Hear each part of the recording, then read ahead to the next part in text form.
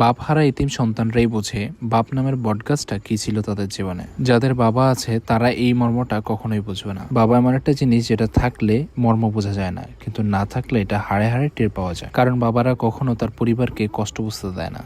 বাবারা একাই বুক পেতে সবকিছু মোকাবেলা করে। নারকেলের মতন বাইরের শক্ত আবরণটুকুই দেখা যায় বাবাদের, কিন্তু ভিতরের নরম অংশটুকু কেউই কখনো দেখে না। আমরা সবসময় মাকেই বলে থাকি মা তোমাকে ভালোবাসি, কিন্তু কখনো বাবাকে বলা হয় না বাবা তোমাকে ভালোবাসি। আমার জীবনে একটা দুঃখ রয়ে গেল, কখনো বাবাকে এই লাইনটি বলতে পারিনি।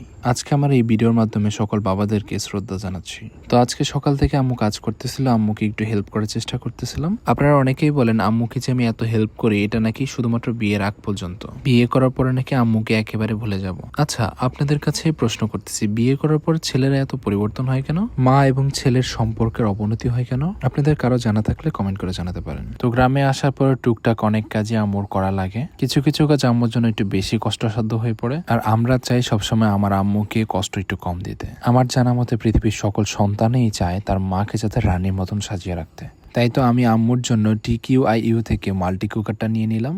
এই মাল্টি কুকারটা দিয়ে যেমন রান্না করতে সহজ, তেমনি ঝামেলাও খুব কম। আম্মু যেহেতু সকাল থেকে অনেকগুলো কাজ করেছে, তাই আমি আম্মুকে রান্না করে কিছুটা সাহায্য করছি। আমার কাছে মাঝে মাঝে রান্না করতে বেশ ভালোই লাগে। রান্না যাতে শর্টকাটে হয়ে যায় এজন্য আমি আজকে রান্না করতেছি মুরগি। এছাড়াও আমার কাছে মুরগির মাংসটা বেশ ভালোই লাগে।